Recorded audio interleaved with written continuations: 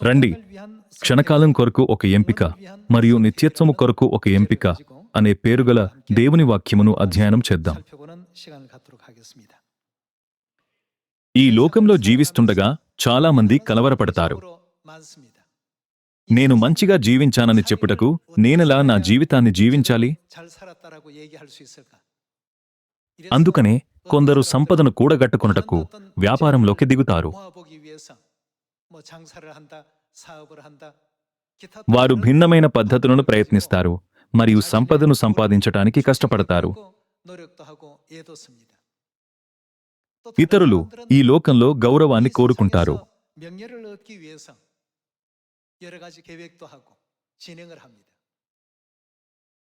ఈ లోకంలో మనం అనేక విషయాలను సాధించినప్పటికీ ఈ భూమిపై మన జీవితం తాత్కాలికమైనది. కేవలం 70 నుండి 80 సంవత్సరాలు మాత్రమే.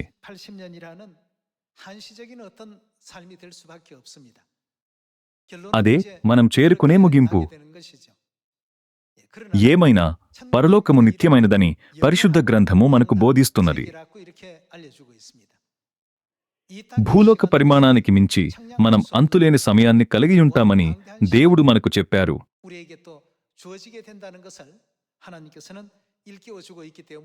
కాబట్టి మనం తప్పక మనం ఈ క్షణం కొరకు జీవించాలా లేక నిత్యము ఉండే వాటిని ఎంచుకోవాలా అని ప్రశ్నించుకోవలెను. దాదాపు 8 బిలియన్ల ప్రజలు ఒడ్డున ఇసుక వలె ప్రతి ఒక్కరూ తమ స్వంత జీవితాన్ని గడుపుతారు.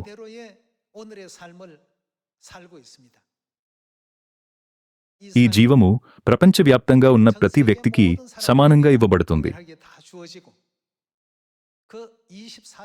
దేశం లేదా ప్రాంతంతో సంబంధం లేకుండా దేవుడు ప్రతి ఒక్కరికి 24 గంటలు ఇచ్చును.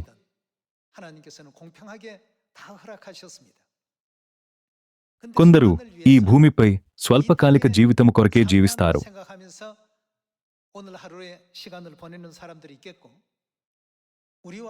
అయితే మనలాంటి ఇతరులు దేవుని నిత్యరాజ్యము కొరకు సిద్ధపడుదురు.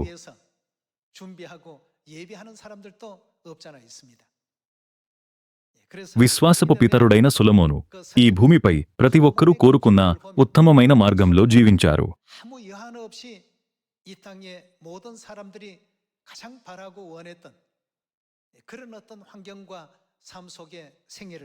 అతడు ఒక రాజు.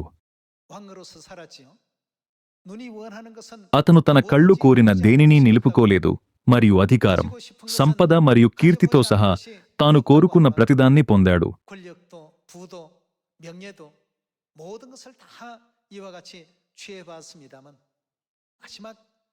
కాని చివరికి అతను ఇలా అన్నాడు, సమస్తము వ్యర్థమే. ఈ భూమిపై జీవించుచుండగా అప్పుడు అతడు చూడలేదు. కాని సమయం గడిచి అతడు వెనక్కి తిరిగి నేనెందుకు అలా చేశాను అని అడిగాడు. నిద్రను కోల్పోయి నా ఆరోగ్యాన్ని దెబ్బతీస్తూ నేనెందుకు చాలా శ్రద్ధ వహించాను. వెనక్కి తిరిగి చూసుకుంటే అతడు ఏమి కనుగొన్నాడు? అదంతా వ్యర్థమని చెప్పాడు. అతడు జీవించుటకు యోగ్యం కాని వస్తువులను గుడ్డిగా వెంబడించాడు.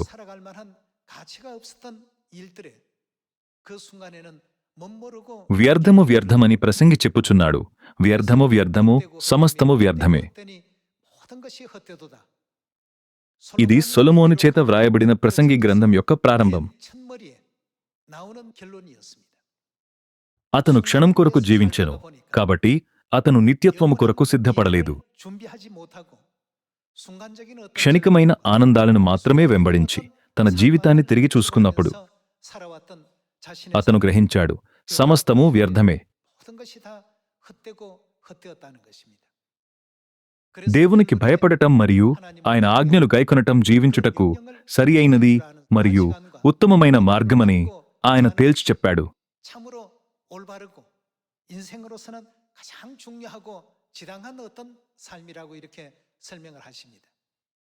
మనమిది చూస్తున్నప్పుడు రండి, మనం ఈ క్షణం కొరకు జీవిస్తామా లేక నిత్యత్వం కొరకు జీవిస్తామా?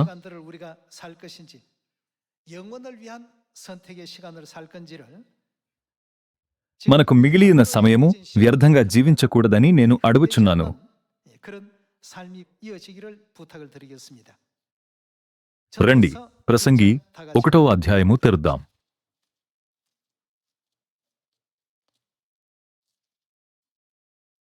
ప్రసంగి 1వ అధ్యాయం 1వ వచనము. దావీదు కుమారుడును యెరూషలేములో రాజునయ్యుండిన ప్రసంగి పలికిన మాటలు. వ్యర్థము వ్యర్థమని ప్రసంగి చెప్పుచున్నాడు. వ్యర్థము వ్యర్థము, సమస్తము వ్యర్థమే. సూర్యుని క్రింద నరుల పడుచుండు పాటు అంతటి వలన వారికి కలుగుచున్న లాభమేమి? తరము వెంబడి తరము గతించిపోవుచున్నది, భూమి ఒకటే ఎల్లప్పుడూ నిలుచున్నది. సూర్యుడు దయించును, సూర్యుడు అస్తమించును, తాను దయించు స్థలము మరల చేరుటకు త్వరపడును. గాలి దక్షిణమునకు పోయి ఉత్తరమునకు తిరుగును, ఇట్లు మరల మరల తిరుగుచు తన సంచార మార్గమున తిరిగివచ్చును. నదులన్నీయు సముద్రములో పడును, అయితే సముద్రము నిండుటలేదు. నదులు ఎక్కడ నుండి పారివచ్చునో అక్కడికే అవి ఎప్పుడునూ మరలిపోవును. ఎడతెరిపి లేకుండా సమస్తము జరుగుచున్నది, మనుష్యులు దాని వివరింపజాలరు. చూచుట చేత కన్ను తృప్తి పొందుకున్నది, వినుట చేత చెవికి తృప్తి కలుగుటలేదు. మునుపు ఉండినదే ఇక ఉండబోవున్నది, మునుపు జరిగినదే ఇక జరుగబోవున్నది. సూర్యుని క్రింద నూతనమైన దేదియూ లేదు.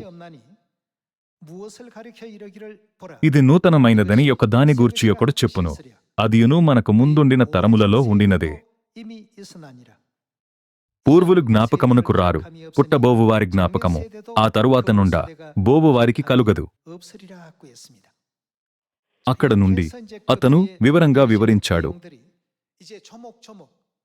గాలిని పట్టుకోవడానికి ప్రయత్నించడం ఎంత వ్యర్థమో మనుషులు వెంటే వేలాడే భౌతిక ఆశలు గౌరవం కోసం ఆరాటం మరియు అన్ని రకాల ప్రతిష్టలు కూడా అంతే వ్యర్థమని అతను జాబితా చేసెను. కాని చివరికి వీటిలో ఏవీ తనకి నిజమైన ప్రయోజనాన్ని చేకూర్చలేదని అతను గ్రహించెను. సొలొమోను ఒక్కరే కాదు, ఒక ప్రఖ్యాత వీరుడైన మహా అలెగ్జాండర్ ఒక గొప్ప కల కలిగియుండెను. ఆయన ప్రపంచాన్ని జయించాలని కలలు కన్నాడు. కాని ఆయన 33 ఏళ్ల వయస్సులో చనిపోయాడు. ఆయన చివరి కోరిక ఏమిటంటే, నా చేతిని నా శవపేటిక నుండి బయటకు వేలాడదీయనివ్వండి, తద్వారా నేను ఏమీ లేకుండా వెళ్తున్నానని ప్రజలు చూడగలరు. ప్రతి బిడ్డ పిడికిలే బిగించి పుట్టును. వారు సమస్తమును గ్రహించాలని, ప్రపంచాన్ని సొంతం చేసుకోవాలని కోరుకుంటూ జన్మించారు. కాని వారు వెళ్ళునప్పుడు వారు ఏమీ లేకుండా ఖాళీ చేతులతో వెళ్తారు. ఈ సత్యమును ప్రతి ఒక్కరికీ చూపించుటకు మనం ఖాళీ చేతులతో ఈ లోకాన్ని వదిలి వెళ్ళుచున్నాము. ఆయన నా శవపేటికలో నుండి నా చేతిని బయటకు వేలాడేలా చేయండి అని అడిగాడు. ఈ భూమిపై మన జీవితాలకు ఇది నిజం. ఈ వ్యాపారం గొప్ప లాభాన్ని తెస్తుందని మరియు ఆ పని గొప్ప విషయాలను తెస్తుందని మేము అనుకుంటున్నాము. ఏమైనా ఈ భూమి యొక్క వ్యవస్థ నిత్యమైన దేనిని అర్పించజాలదు. ఎందుకనగా ఈ భూమి ఆశ్రయపురం. భూమి ఒక తాత్కాలిక స్థలము. అందుకనే అనేక మంది తత్వవేత్తలు, జ్ఞానులు మరియు పరిశుద్ధ గ్రంథము అదే చెబుతుంది. మనం ఈ లోకంలో ప్రయాణించే ప్రయాణీకులమని అది సెలవీయటం లేదా? ప్రజలకు ఇది తెలియదు. వారు ఈ లోకమే సమస్తము అని అనుకుంటారు. చివరకు వారికి ఏమి జరుగును? వారు ఇదంతా వ్యర్థము, జీవితం ఏమీ మిగలదు అని మాత్రమే చెప్పగలరు.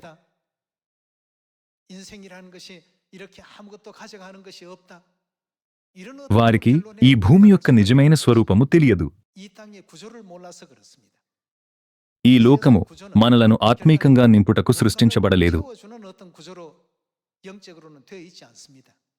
ఈ శూన్యతను పూరించుటకు స్థలము ఎక్కడ ఉన్నది? అది మన నిత్య పరలోక రాజ్యం కాదా? అది దేవుని రాజ్యము. అందుకనే యేసు ప్రజలందరినీ దేవుణ్ణి విశ్వసించమని చెప్పారు.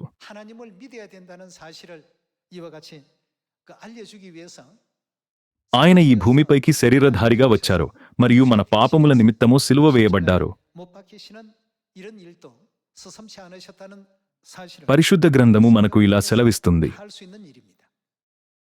కాబట్టి ఈనాడు అత్యంత తెలివైన ప్రజలు దేవుణ్ణి విశ్వసించి దేవుని కార్యము చేయువారే. 하나님의 일을 하는 사람들이라고 말할 수 있겠습니다. సొలొమోను జ్ఞానమునకు రాజు అని పిలువబడినప్పటికీ అతని జీవితం ఒక్క సమాధానంతో ముగిసింది. 삶의 그 답은 딱 한 가지였습니다. ప్రసంగి 1వ అధ్యాయం నుండి 10 మరియు 11వ అధ్యాయముల వరకు గాలిని వెంబడించుట లాంటి వ్యర్థమైన విషయాలతో మన జీవితాలు నిండియున్నాయని అతను వ్రాసెను. 우리 인생의 삶이 전부 채워지더라 하는 것으로 기록되어 있고요. రండి 12వ అధ్యాయం వద్దకు వెళ్దాం. ప్రసంగి 12వ అధ్యాయం 7వ వచనము. మన్నయి నది వెనుకటి వలెనే మరల భూమికి చేరును. ఆత్మ దాని దయచేసిన దేవుని యుద్ధకు మరల పోవును. ఒక వ్యక్తి మరణించినప్పుడు అతని శరీరము తిరిగి మట్టిలో పడిపోవును. అతని ఆత్మ దేవుని వైపు తిరిగి వెళ్ళవలెను. 우리 속에 허락하신 그 영혼, 즉 신은 하나님께로 다 돌아가야 된다고 했습니다. కాబట్టి మన ఆత్మ మన జీవితం యొక్క సారము కదా. 영혼 아니겠습니까? ఆత్మ ఇప్పుడు శరీరంలో నివసిస్తుంది. కాని మనం మరణించినప్పుడు ఆత్మ శరీరము నుండి వేరుపడును. శరీరము మట్టికి చేరును. మన ఆత్మ దేవుని నిత్యరాజ్యమునకు వెళ్ళును. 하나님의 그 나라로 돌아가게 되는데 거기에서 세상이 말하는 అప్పుడు పరలోకానికి వెళ్తామా లేక నరకంలో నిత్యము శిక్షించబడతామా అని నిర్ణయించబడను. 지옥에서 세세토록 మన భవిష్యత్తు అప్పుడే నిర్ణయించబడుతుందని పరిశుద్ధ గ్రంథము సెలవిస్తుంది. 알려주고 있습니다. ఇది ప్రసంగి నుండి సొలొమోను యొక్క ముగింపు. 결론이 그렇습니다. 8절의 말씀 봅니다. రండి 8వ వచనము చూద్దాం. అతను ఏమి చెబుచున్నాడు? సమస్తము వ్యర్థమని ప్రసంగి చెప్పుచున్నాడు. సమస్తము వ్యర్థము. ఇప్పుడు ఇది చదువుచున్నప్పుడు పరిశుద్ధ గ్రంథము చాలా విచారంగా మరియు నిరాశగా ఉన్నట్లు మీరు భావించవచ్చు. కానీ అది అలా కాదు. 책처럼 느끼실지도 모르겠는데요. 결단코 아닙니다. లేఖనము మనకు బోధించునదేమనగా 충실하게 ఈ భూమిపై విశ్వాసముగా జీవించి ఆయన రాజ్యములో దేవుని ఆశీర్వాదములను పొందుకోవాలి. 이런 이제 선택을 해야 된다는 것입니다. రండి 13వ వచనంలో సొలొమోను యొక్క ముగింపును చూద్దాం. 보도록 하겠습니다. రండి 13వ వచనం చూద్దాం.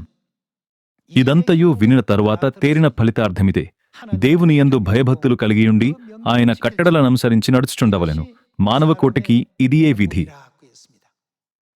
하나님을 ఈ 경외하고 భూమిపై జీవించుటకు తెలివైన మార్గమనగా దేవునికి భయపడి ఆయన ఆజ్ఞలను గైకొనటమని అతను తేల్చి చెప్పెను. 살아가는 인생으로서 가장 현명한 삶이라고 이와 같이 결론 내렸습니다.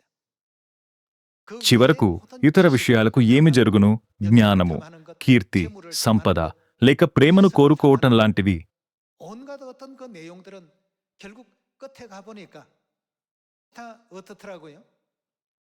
రాజైన సొలొమోను ఇలా అన్నాడు. అయితే ఇదియు గాలికై ప్రయాసపడుటయే అని తెలిసికుంటిని. సరళంగా చెప్పాలంటే ఏమీ మిగలదు మరియు ఏమీ పొందబడదు. 이건 ఇది సొలొమోనుకు మాత్రమే కాదు, ప్రపంచంలోని గొప్ప వ్యక్తులకు కూడా వర్తిస్తుంది. వారందరూ ఒకే కథలను చెబుతారు. 그와 같이 하고 있습니다. గొప్ప వ్యక్తులకు మాత్రమే ఇది నిజమా? 일반인도 마찬가지입니다. 보통 సాధారణ ప్రజలకు కూడా అలాగే ఉంటుంది. 내가 왕년에 젊었을 때는 సాధారణ ప్రజలు కూడా, నేను యవ్వనంగా ఉన్నప్పుడు నేను అద్భుతంగా ఉండేవాడిని. కాని నాకు వృద్ధాప్యం వచ్చినందున స్నేహితులు, పొరుగువారు మరియు ప్రతి ఒక్కరూ వెళ్ళిపోయారు లేదా మరణించారు. 내가 뭘 위해서 이 세월을 이렇게 నేనెందుకు ఈ జీవితం జీవించానో నాకు తెలియదు అని చెప్పును. 하는 사람들이 చాలామంది ఇలా అంటారు. 봐도 과언이 아닙니다.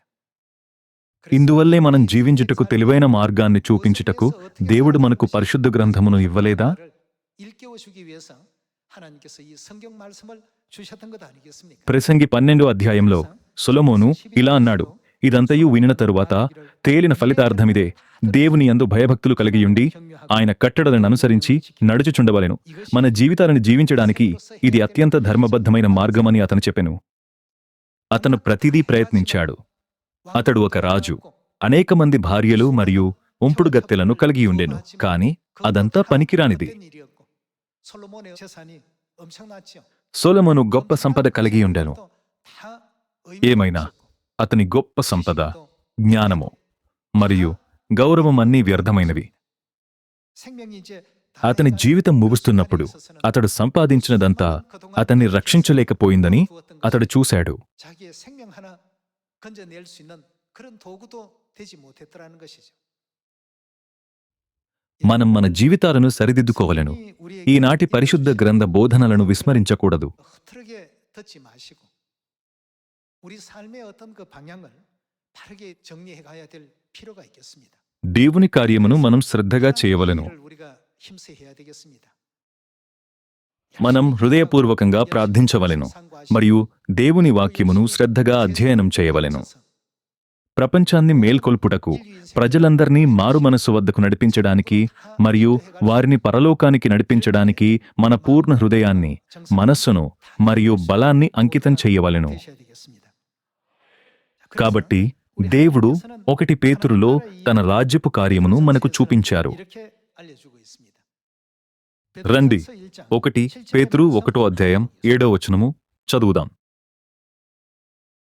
1 పేతురు 1:7 నశించిపోవు సువర్ణము అగ్ని పరీక్ష వలన శుద్ధపరచబడుచున్నది గదా, దానికంటే అమూల్యమైన మీ విశ్వాసము ఈ శోధనల చేత పరీక్షకు నిలిచినదై యేసుక్రీస్తు ప్రత్యక్షమైనప్పుడు మీకు మెప్పును మహిమయు ఘనతయు కలుగుటకు కారణమగును. మీరాయనను చూడకపోయినను ఆయనను ప్రేమించుచున్నారు.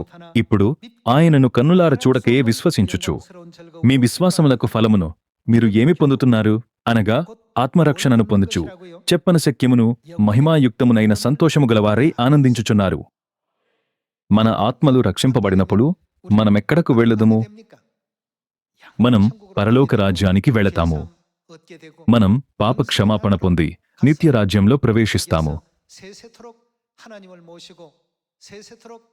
మనం దేవునితో కలిసి జీవించి ఆయన ఆశీర్వాదాలను నిత్యము ఆనందించలేమా? 1 కొరింథీయులు 2:2 పౌలు పరలోకమును ఇలా వర్ణించారు. రండి 1 కొరింథీయులు 2:2 వద్దకు వెళ్దాం.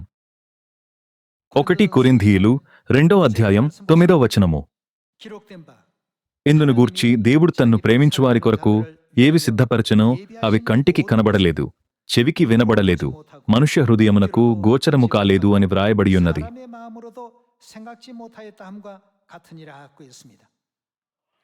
తనను ప్రేమించువాడి కొరకు దేవుడు సిద్ధపరచిన పరలోకము ఊహకు అందనిదని 1 కొరింథీయులు 2 సెలవిస్తుంది. 상상할 수 없는 상상 이상의 세계라는 것을 고린도전서 2장에서는 우리에게 또 알려주고 있습니다. ఏ కన్ను చూడని, ఏ చెవి వినని, ఏ మనస్సు ఊహించని మహిమగల లోకము, 인간이 가지고 있는 최상의 상상력을 동원하더라도 그 세계의 아름다움에 도달할 수 없는 దేవుడు మన కొరకు అలాంటి ప్రపంచాన్ని సిద్ధపరిచారని మనకు చూపిస్తున్నారు. 우리 위해서 준비하고 계신다고 이렇게 일깨워주고 있습니다. ఇది 3వ పరలోకంలో పౌలు చూసిన ప్రపంచము. 그 셋째 하늘에 대한 말로 మాటలకు మించిన సౌకర్యాలు మరియు దృశ్యాలు ఉండెను. 수 없는 그런 광경들이 펼쳐지게 되는 곳입니다. పరిశుద్ధ ప్రజలు ఆ లోకాన్ని యుగయుగాలుగా స్వతంత్రించుకుంటారని దానియేలు చెప్పాడు.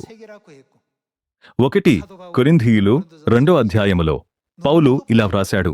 కన్నులు చూడని, ఏ చెవి వినని, ఏ మనస్సు ఊహించని ప్రపంచము మనకు ఇవ్వబడును.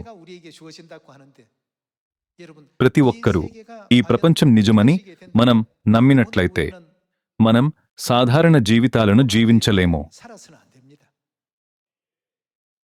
నేను ఈ అద్భుతమైన ప్రపంచాన్ని పొందుకున్నట్లయితే నేను ఏమి చేయవలెను? మనం భాషను సిద్ధపరచుకోవలెను. అక్కడ నివసించుటకు ఆ స్థలం గురించిన సమస్తమును మనం అధ్యయనం చేయకూడదా?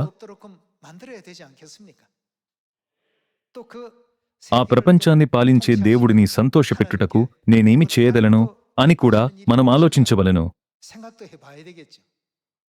మనం నిత్య పరలోకమును విశ్వసించినట్లయితే మనం దాని కొరకు ఏమి సిద్ధపరచవలెను? ఈ భూమిపై మనం ఏ జీవితం జీవించవలెను? మనం ఇతరులను ఆకట్టుకునేలా జీవించకూడదు. ఇప్పటి నుండి మనం కోరిన లోకం కొరకు మనమెలా జీవించవలెను? మనల్ని మనం గుర్తించుకోవలెను.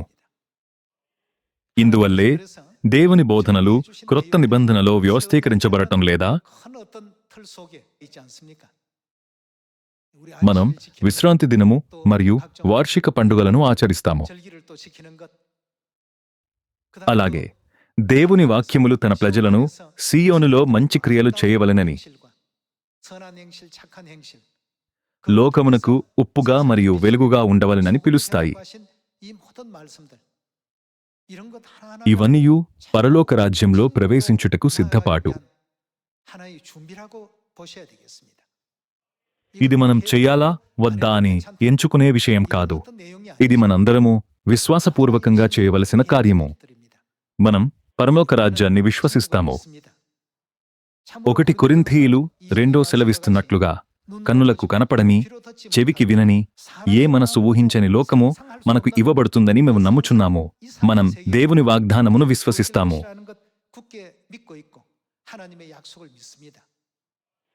అయితే ఆ లోకము కొరకు మనమెలా జీవించవలెనో ఆలోచించవలెను. ఒక యాత్రికుడి యొక్క జీవితం ఏమిటి? స్థిర నివాసుల జీవితము ప్రయాణికుని జీవితమునకు భిన్నమైనది. ఇంటి వద్ద వాల్పేపర్ చిరిగిపోయినప్పుడు లేదా మరకతో ఉన్నప్పుడు స్థిర నివాసులు ఫిర్యాదు చేయవచ్చు. వారు ఫిర్యాదు చేయవచ్చు మరియు దానిని పరిష్కరించడానికి ప్రయత్నించవచ్చు. కాని ప్రయాణికుల సంగతేమిటి? ప్రయాణికులు ఫిర్యాదు చేయవలసిన అవసరం లేదు. మరుసటి రోజు ఉదయమే వారు బయలుదేరుచున్నారు. అందుకనే దేవుడు ఈ భూమిపై మన జీవితాన్ని యాత్రికుని జీవితమని పిలిచారు. మన జీవితం ఇలా ఉంటుంది. మన జీవితము యాత్రికుల ప్రయాణమని పిలవబడదా? కొన్నిసార్లు మనం శుభ్రమైన వాల్పేపర్ ఉన్న ఇంట్లో లేదా కొద్దిగా మురికిగా ఉన్న ఇంట్లో ఉండవచ్చు. గది కొద్దిగా మురికిగా ఉన్నట్లయితే ఒక ప్రయాణికుడు ఫిర్యాదు చేయవలసిన అవసరం లేదు. మరుసటి రోజు ఉదయమే అతడు వెళ్ళవలెను. అందుకనే మనం సంతృప్తిగా ఉండవలెను మరియు దేవుడు మనకు ఇచ్చిన ప్రతిదాని పట్ల కృతజ్ఞతతో ఉండవలెను. మన గమ్యస్థానము పరలోక రాజ్యము కాదా? పరలోకంలో సమస్తము మనం ఆశించిన దానికంటే ఎక్కువగా ఉంటుంది. పరలోకము అనునది మనం ఊహించలేని దానికి మించి ఉన్నది. ఈ లోకాన్ని విశ్వసించేవారు పరలోకం పట్ల ఆశను కోల్పోకూడదు. వారు ఒక్క క్షణం మాత్రమే ఉండే భూలోక వస్తువులను గట్టిగా పట్టుకోకూడదు.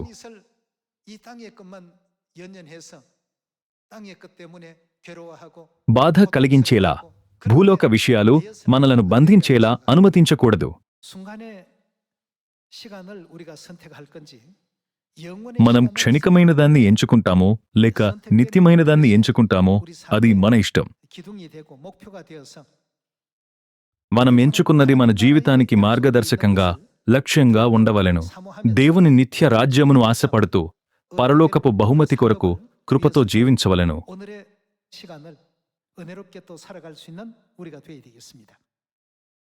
రండి, ప్రకటన 21వ అధ్యాయము 1వ వచనము చదువుదాం.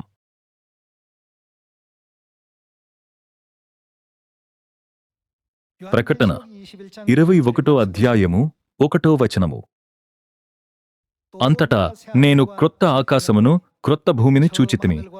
మొదటి ఆకాశమును మొదటి భూమియు గతించిపోయెను, సముద్రమును ఇకను లేదు. క్రొత్త ఆకాశము మరియు క్రొత్త భూమి అనగా దేవుడు మన కొరకు సిద్ధపరిచిన మహిమగల పరలోకం. రండి, అక్కడ జరగబోయే కొన్ని విషయాలను చూచుటకు 4వ వచనము చదువుదాం. రండి, 4వ వచనము చదువుదాం. ఆయన వారి కన్నుల ప్రతి బాష్పబిందువును తుడిచివేయును, ఇక ఏమీ ఉండదు. మరణము ఇక ఉండదు. మరణము పాపము నుండి వచ్చును కనుక పాపము స్వయంగా వెళ్ళిపోయిందని దీని అర్థం. మరియొక మాటలలో మరణము ఇక ఉండదు అనగా నిత్యజీవం ఉన్నది. మరణము ఇక ఉండదు. దుఃఖమైనను ఏడ్పైనను వేదన అయినను ఇక ఉండదు. మొదటి సంగతులు గతించిపోయినని సింహాసనములో నుండి వచ్చిన గొప్ప స్వరము చెప్పుట వింటిని. అప్పుడు సింహాసనాసీనుడయ్యున్నవాడు, ఇదిగో సమస్తమును నూతనమైనవిగా చేయుచున్నానని చెప్పెను. మరియు ఈ మాటలు నమ్మకమును నిజమునై యున్నవి గనుక వ్రాయుమని ఆయన నాతో చెప్పుచున్నాడు. భౌతిక ప్రపంచంలో మనకు తెలిసిన జీవితం ఇది కాదు.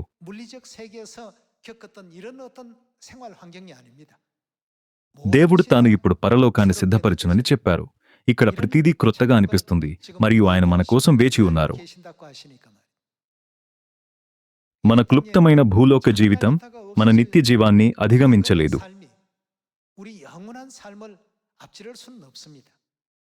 ఉదాహరణకు, మీరు కొరియాకు బదులుగా అమెరికాలో శాశ్వతంగా జీవించగలిగినట్లయితే మీ ఆసక్తి అమెరికా లేదా కొరియాలో ఎక్కడ ఉంటుంది?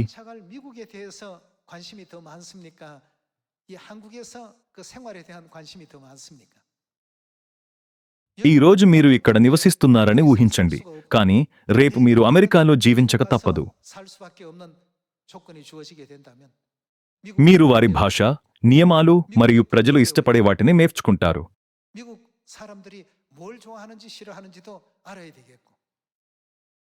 మీరు, నేను ఈ విధంగా జీవించాను, కానీ దానికి సరిపోయేలా నా కొరతను కనుగొని ఆ ఖాళీని పూరించుటకు ప్రయత్నించవలను అని అనుకుంటారు.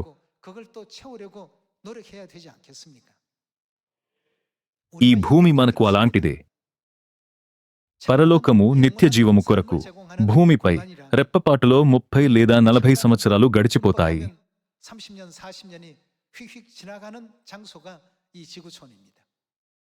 అలా అయినట్లయితే మనం ఈ భూమిపై జీవిస్తున్నప్పటికీ మన నిజమైన గృహము పరలోకమా, మన ఆత్మిక గృహమా? పరలోకము కొరకు నేను దేవునికి ఇష్టుడైన జీవితం జీవించానా?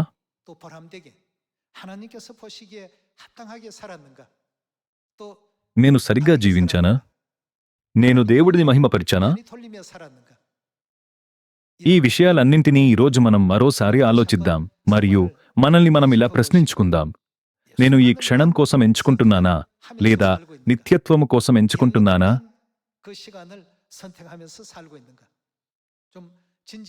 దేవునికి ఇష్టలైన క్రైస్తవులుగా ఉండటానికి హృదయపూర్వకంగా పరిశీలించుకుందాం.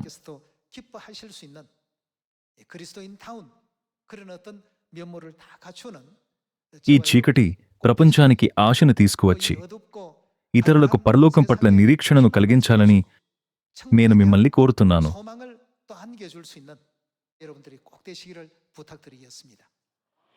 మన ముందు చాలా మంది అలాగే చెప్పారు. అయితే అనుభవం లేమితో ఈనాడు ప్రజలు నా జీవితం భిన్నంగా ఉండాలి అని అంటారు.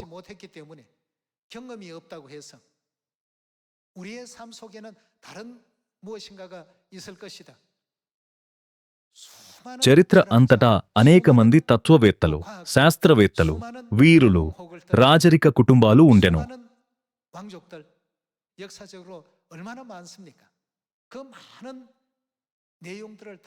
వారి కథలన్నీ సొలొమోనుతో ఏకీభవిస్తాయి.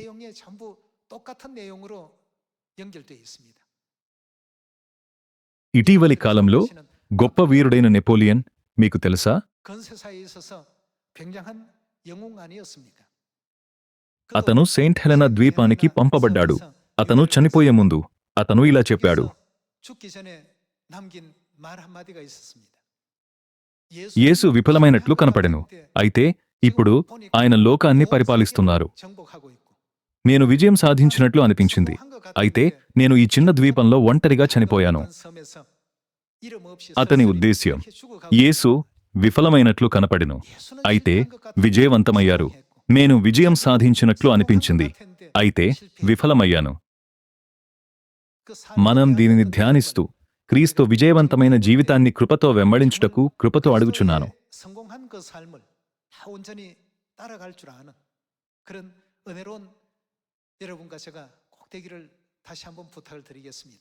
ఈరోజు మీరు ఇంటికి వెళ్ళినప్పుడు మిమ్మల్ని మీరు ఇలా ప్రశ్నించుకునండి. నేను నిజంగా సరియైన మార్గంలో ఉన్నానా? నేను సంఘానికి వెళ్ళినప్పటికీ నా తలంపులు ఇంకా ఈ లోకంలో ఉన్నాయా? దేవుడు కోరుకునే లక్షణాలు లేని నేను చాలా లోకస్తుడనా? 갖추고 있지는 못한 것. మీ హృదయాన్ని ధ్యానము చేసుకుని పరీక్షించుకొనుటకు సమయం తీసుకోవాలని నేను మిమ్మల్ని అడుగుచున్నాను. అలా చేయటం ద్వారా రండి, పరలోక రాజ్యం దిశగా ప్రతిదినము దేవునితో నడుద్దాం. ఇంతటితో నేను ఈనాటి ఉపదేశాన్ని ముగిస్తున్నాను. చాలా ధన్యవాదములు.